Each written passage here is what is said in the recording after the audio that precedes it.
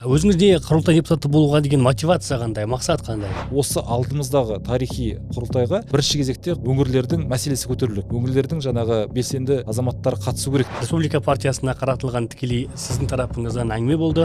Партия республикалардың мысалы өкілдері келеді, бірақ та олардың айтқанмен істері жарыспайды, нәтижесі жоқ дейді ешқандай. Ауылдарға барып қайттым. Олар республика деген партияны мысалы танымайды, білмейді.